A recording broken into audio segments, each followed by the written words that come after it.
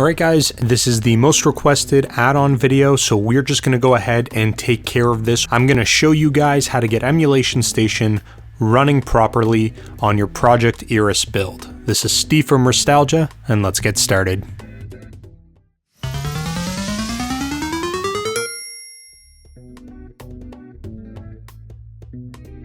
Okay guys, so getting Emulation Station up and running is actually not that difficult. It may feel a little daunting, but it really isn't. So I'm going to take you guys through this step by step. If you follow what I'm doing, you guys should be able to get Emulation Station up and running. Now, not all features are functioning right now with Emulation Station, so keep that in mind, and I will talk a little bit about that when I get it up on screen. So, first thing that we need to do, make sure that our Project Eris USB drive is connected into our computer and is on screen, as you guys can see. What we want to do is open up our ROMs folder, and inside this ROMs folder we are going to have a ton of other folders for all of the different consoles that we could potentially run on Emulation Station.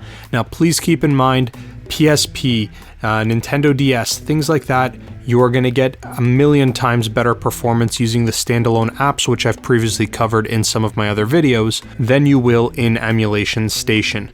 Things like Saturn are not 100% either. I really wouldn't focus on those. What you guys want to do is take a look at consoles like PlayStation, or you've got Game Boy, Super Nintendo, things like that, Sega Genesis. Those are the types of consoles that you're going to want to get up and running on Emulation Station. Now you guys can test out as many or whatever you want, but performance will vary based off of how well the cores are actually optimized. So then jumping forward, what we want to do is grab some games and throw them into the appropriate folder. So for example, I've already preloaded a bunch of games inside of folders, the GB folder for Game Boy. To give this as an example, you cannot put your Game Boy Color and your Game Boy games in the same folder, or at least it's not recommended.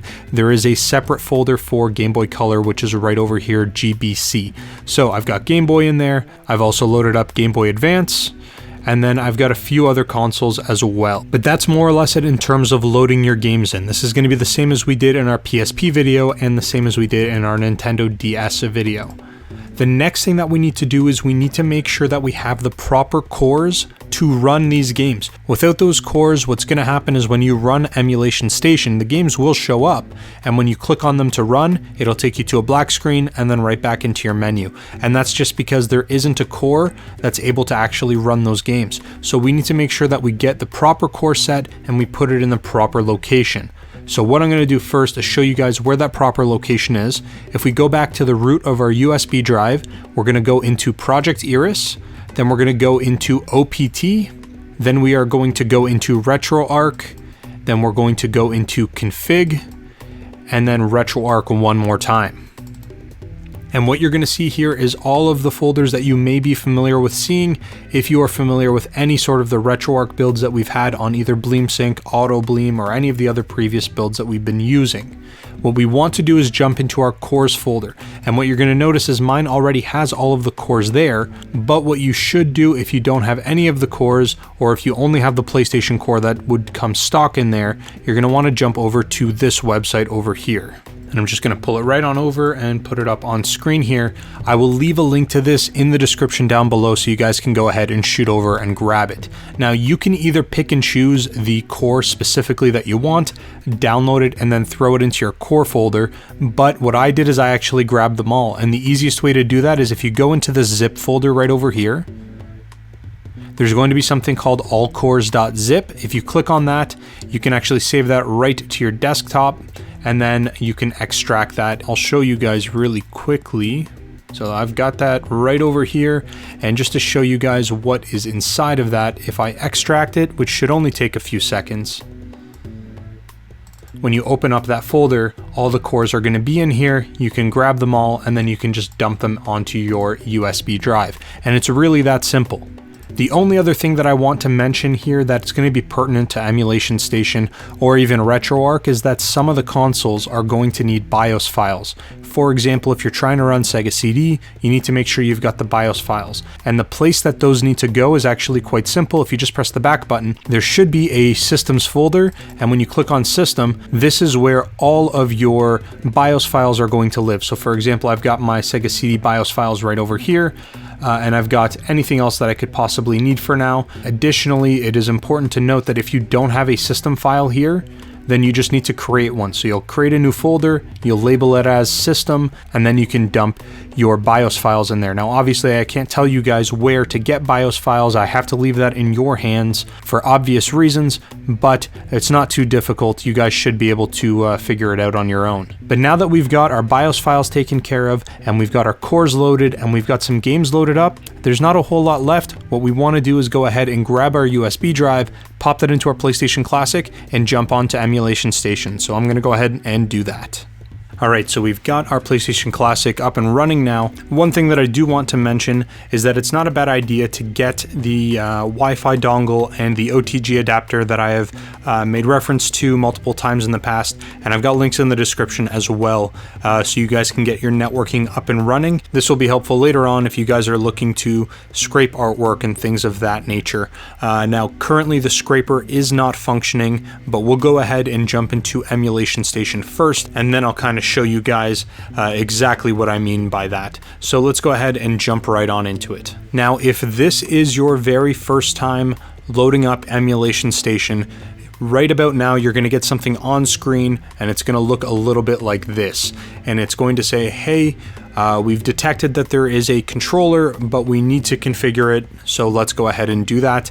And it's quite simple. I'm currently using just a PlayStation Classic controller. You just press and hold. It says the A button, and in this case I'm just going to press and hold the X button. And now it's going to ask us to map our buttons. So we can go ahead and do that really quickly. And you're just going to want to map them kind of the way that it feels natural to you. But other than that, it's pretty simple. In terms of skipping over a button, for example, I don't have a thumbstick, and I also don't have any analogs on this controller at all. So what we want to do is just press and hold any button, and it will just set it as not defined, and we just got to make our way through this list. Now, when we get to the end, it's going to ask us for a hotkey, and what we want to do is use our select button, and this hotkey is what's going to allow us to exit games.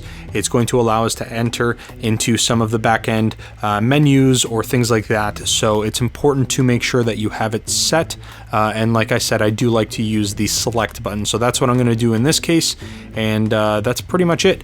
Now I've got my controller mapped for the first time. I guess for me, I've just remapped it, but that's more or less it. Now what we can do is you're going to notice that all of these consoles are going to be available, and any of the games that you would have loaded up are what's going to show up. So if you haven't loaded any games into any of those folders, you're not going to see them here, which is nice. And now it is going to show our PSP and Nintendo DS, but like I said, if you're going to try to run these, they are going to run through the RetroArch core, and they don't run that well. So it is recommended that you do use the standalone emulators for these specifically. But in terms of our other games, you can go ahead and jump into one of them. If I go ahead and jump into, we'll call it Sega Genesis. Now, we don't have the artwork and we don't have any of the information scraped yet. And the way that that would be done is if you press the start button, you can actually go into your scraper. And then from here, you would scrape from either the Screen Scraper database or the GamesDB database, but currently it is not working. So it's something that hopefully will be functioning in the future, but as it stands, it's not. And again, this is something that you are going to need networking in order for it to work. So we're going to go ahead and back on out of that. And I'm just going to jump into a game here and show you guys that this is 100% functioning now. So we're just going to go ahead and jump into the Adventures of Batman and Robin.